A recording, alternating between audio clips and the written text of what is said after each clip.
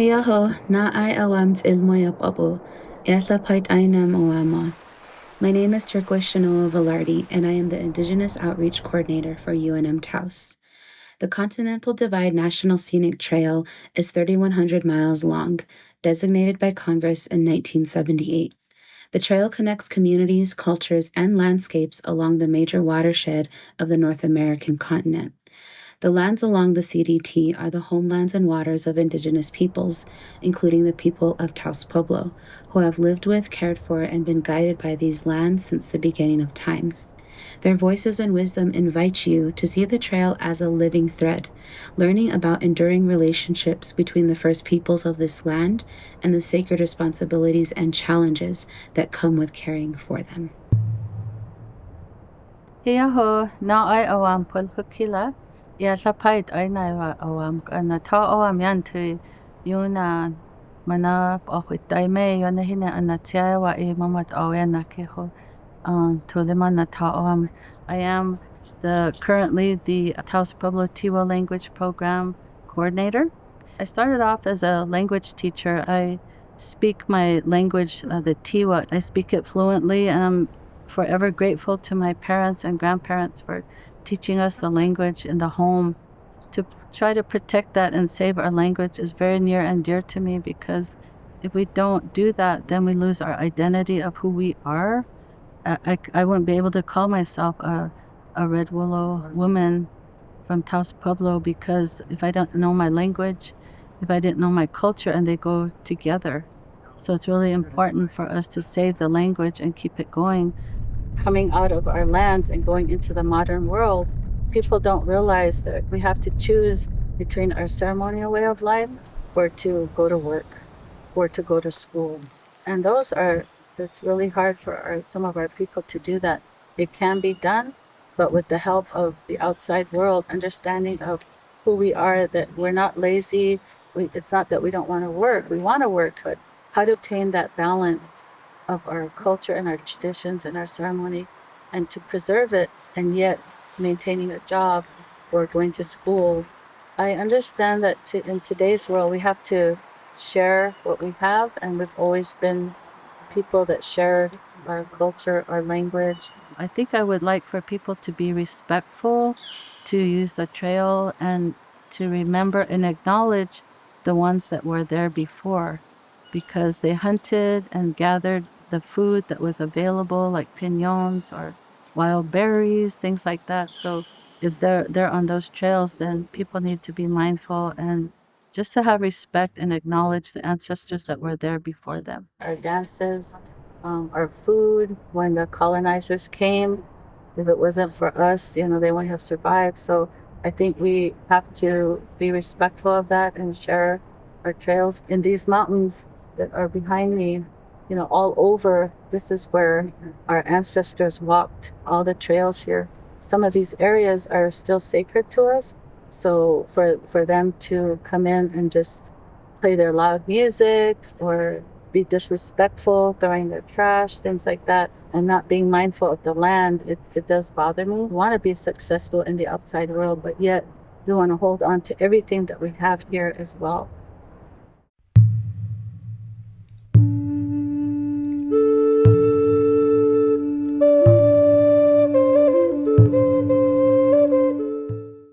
Anam uwain, kaki mui at aicham kai,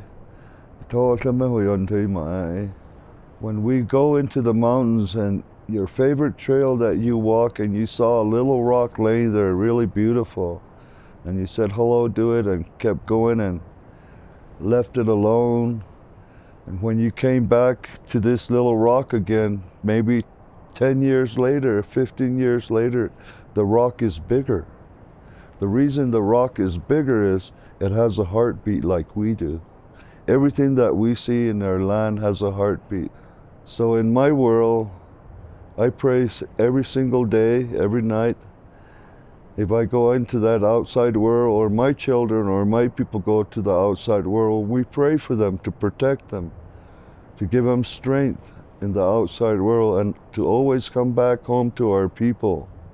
So the outside world is a very, very, very challenging world. Well, I grew up with my language. learning from my grandfather, my parents, and my people. So the language is embedded into in our lives as we grow up as children. When you teach a child when they're small, one day when they grow up, they'll remember the teaching that you gave them. Our people, long time ago, traveled all these traditional roads here throughout the country, hunting, trading, and so we have our own trails throughout North America where our people used to travel to and trade, and those trails are still there, still visible.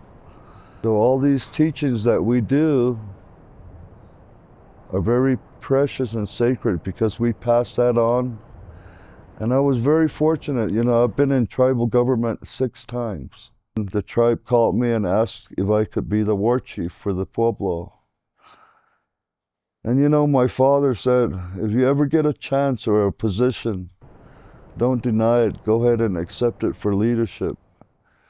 Because my father was a great leader. He fought for our people, he fought for our land, and he traveled with the old people to Washington, D.C., fighting for our people. And our people fought for 48,000 acres of land. And these are the trails that we take today to go to our sacred land in Blue Lake. So if it wasn't for this one man and the elders that fought for this land, we wouldn't be going to these sacred places. The 2 worlds we live on, it's the traditional world where we come from, Taos Pueblo. And when you leave that outside boundary to the other world, which is the outside world from our village, challenges come in our lives. We're very lucky people here at Taos Pueblo, very lucky, because our traditional village is still standing. But the Salish people and other native tribes, their sacred places were destroyed. And it's sad when you get to those places, the longhouses or the earth lodges, everything that our people lived in were destroyed in the outside world.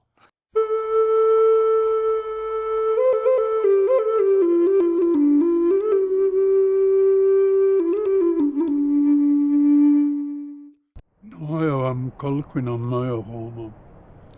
Yudakina teotavanta awabo awama.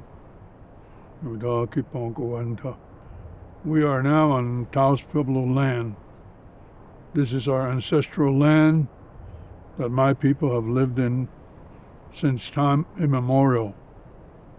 Our homeland was actually a very vast area, but over the years, our homeland has dwindled down to what we have now. That makes our homeland all the more important and precious to our people.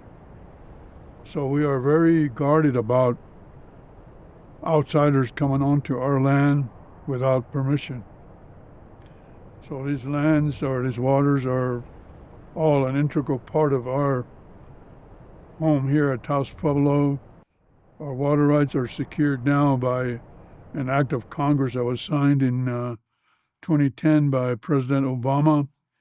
The return of Blue Lake was also returned by an act of Congress.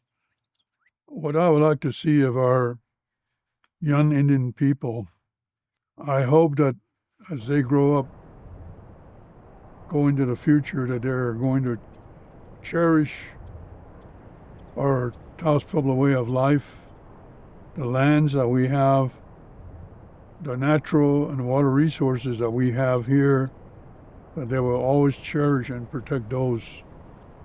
Our Indian language that we have, that we older people speak fluently, we hope that they will also learn to speak it as fluently as we do, and that in the future they are going to be preserving and protecting that way of life that our ancestors have lived for a long, long time, that in a way that we still live and enjoy. The biggest challenge that I see is the encroachment of the modern world into our our world, Indian world that we have been living on, which is actually a complex world, but simple in its own way. But with the encroachment of modern technology that has come in this modern generation here, I see that as the biggest challenge, with all the distractions that it has, as well as the innovations, the many attractions that it has for the young people. It takes away from things that they could be doing, things that they could be learning, and I see that as one of the biggest threats to our way of life here. But on the other hand, I think what we need to do is turn it around and use that same technology so we can teach our young people the things that we want them to learn, we would like for them to learn. Over the years, because of the love of my homeland and our people and our people's strong feelings about this land here, I've always did what I could to help protect and preserve our lands. And one particular experience that I have is as a member of the younger generation of Taos Pueblo, I participated in the late 1960s into 1970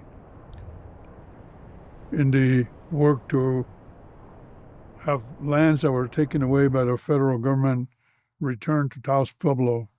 These are lands known as the Blue Lake lands. There were peaceful relationships as well as hostile relationships. But through all of that, my people never abandoned this place or moved away from this place, or they were never moved away from this place. In regards to our future and our young people and all, spirituality is very important for all of us. In our Taos Pueblo way of life, we have our Indian way of life, and we also have Christianity. These two are intertwined in our way of life here at Taos Pueblo. It is what makes up our spirituality, our way of prayer. And I hope that all of our coming generations will remember that everything that we have comes as a blessing through prayer. So we appreciate that visitors like to come here to see our village, and we invite them to come here to see our village. It is a living place. It is not open all the time, but it is open most of the time for visitation. And we would like to invite people to come and experience the place of Taos Pueblo.